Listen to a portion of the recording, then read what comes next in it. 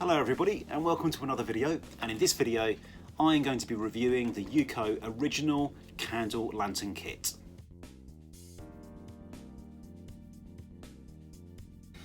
So I bought this original candle lantern kit made by UCO from Amazon about a week ago. It cost me around £29. The price on Amazon varies according to the colour that you get. So it seems that the black version of this, I've got the anodized green version, but the black version seems to be the more expensive. I think it was around £32 for the kit, and I think the red and the green were around the £28 mark with free delivery. I quite liked the green one, so that's the one that I went for. So let's open the box and let's see what's inside.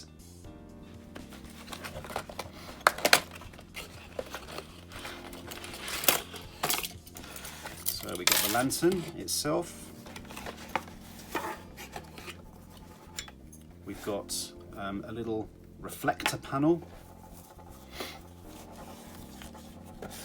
We've got a handy little pouch. This is one of the reasons that I bought the kit, because I wanted something safe to keep it in. And then we've got the instructions there should we need them. It's actually pretty straightforward, as you would imagine. I think the first thing that I noticed was how small it is. I thought it was going to be a bit bigger, not that I was disappointed. I like things that are quite compact when it comes to taking them out on the trail, wild camping, etc. But you can see it's pretty small. It sits in my hand there quite snugly.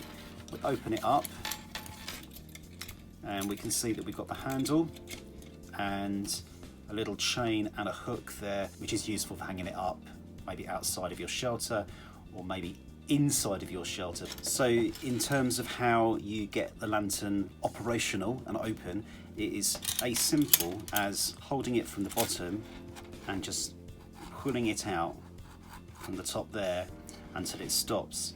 And you can see that we have got a little glass kind of chamber there, and the candle which sits inside the chamber above a spring.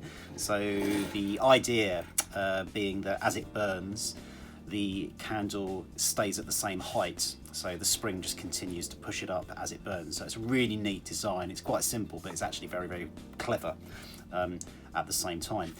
In terms of how you light the candle, you would need to move the chamber down, light it fairly swiftly. Obviously I'm doing this all at an angle. You would do it standing up, and then you put it back up and you're done.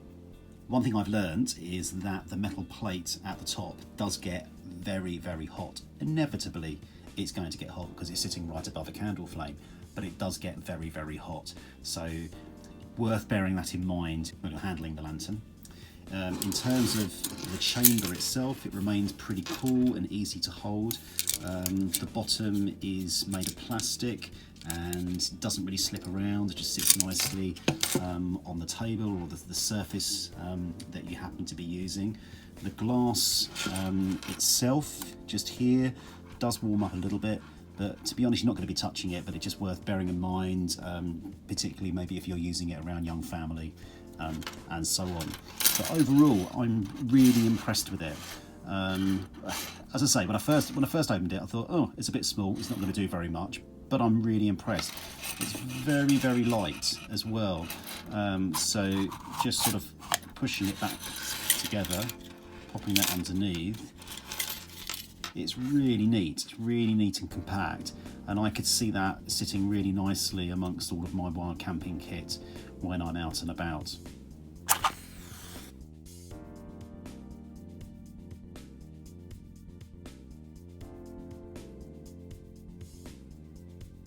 Now I have tried this out a few evenings this week, and I've tried it with all of the lights out in my lounge, and I've been really impressed with the level of light it gives off.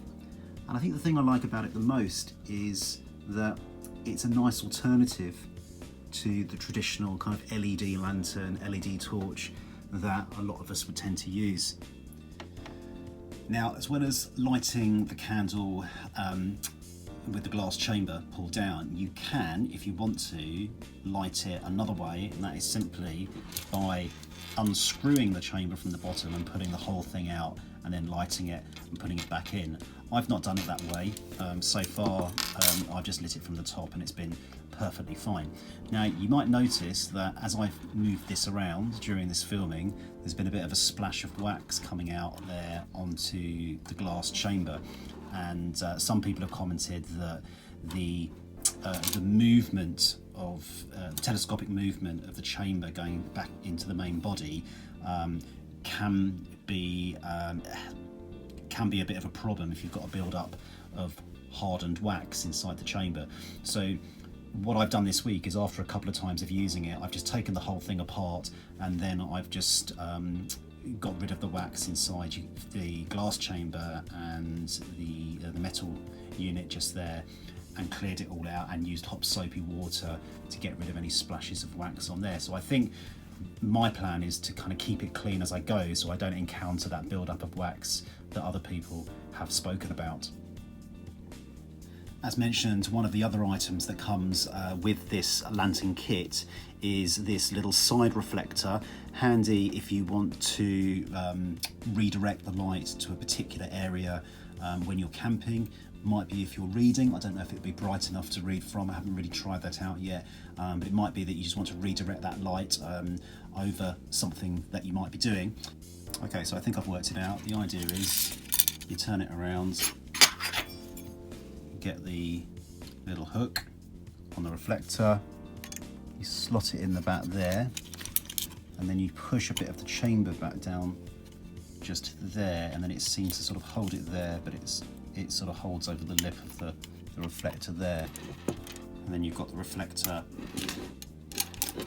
just on the back there. Now apparently you can get a top reflector that somehow attaches over the top that comes from UCO, and that is for if you are hanging the lantern in a tent, inside a shelter, something like that, and you want to redirect the light downwards.